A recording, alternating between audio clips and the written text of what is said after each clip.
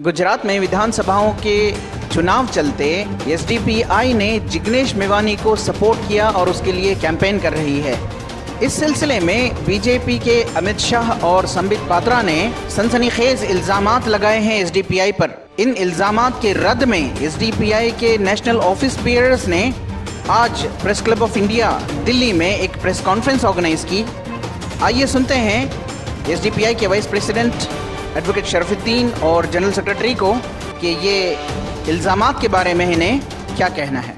SDPI मुल्क में idea of India, जो डेमोक्रेटिक आइडिया है, जो प्रेम्बल में लिखा है और मुल्क के कॉन्स्टिट्यूशन में लिखा है, उसको बचाने और हिंदुस्तान को सेव करने, प्रोटेक्ट करने के लिए सबसे बड़ी फोर्स की तौर पर सामने आ गई है।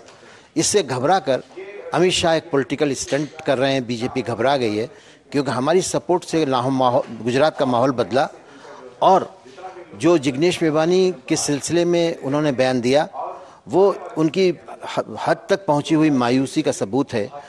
वो इस मुल्क को डेमोक्रेटिक से थियोलॉजिकल स्टेट बनाना चाहते हैं, जिसके लिए एसडीपीआई सबसे बड़ा रोड़ा है क्योंकि इसकी प्रेजेंस पूरे मुल्क में है और इसके वर्कर्स खरीदे और बेचे जाने वाले नहीं हैं। उनका कमिटमेंट अपनी विचारधारा से इतना ज़्यादा है कि बीजेपी की नज़र में और आरएसएस की नज़र में आज एसडीपीआई और पीएफआई दुश्मन नंबर 1। भाजपा के राष्ट्रीय अध्यक्ष अमित शाह और उनके स्पोक पर्सन ने इल्ज़ामात लगाए हैं social democratic party of India के ऊपर।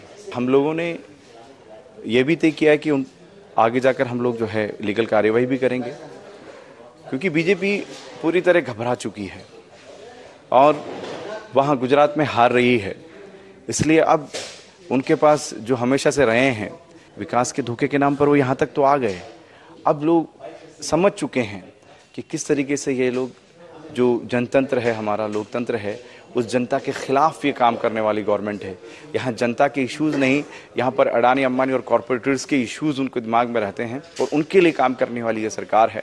और जब गुजरात के अंदर जो चुनाव हो रहे हैं उसके अंदर जब इन्होंने हार का मुंह देखा है, तो social democratic party of India, जो कि पूरे देश भर के अंदर आज एक बड़ा मूवमेंट है, एक ताकत के साथ पूरे देश भर में काम कर रही है। इनको मालूम है कि जब हम लोग वहाँ पहुँच गए हैं और जिग्नेश मेवानी अच्छी तरह से जीत रहे हैं, उस जीत को किस तरीके से दूसरा रुख देना है, लोगों को मालूम पड़ा है कि इनकी मानसिकता कितना जहर घोल रही है। नजीब की माँ का रोना देख लीजिए आप, रोहित वेमुला को आत्महत्या करने पर मजबूर देख लीजिए आप, ऊना के उन दलितों पर आप अत्याचार देख लीजिए।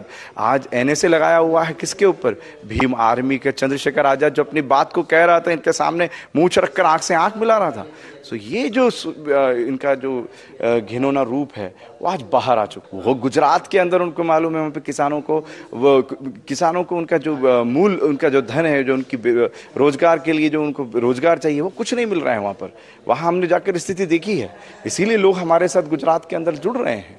Social democratic party of India की ये बढ़ते कदम से आज भाजपा परेशान है, हैरान है, और उसी का नतीजा है कि उनको आज आकर हमारे खिलाफ बोलना पड़ा।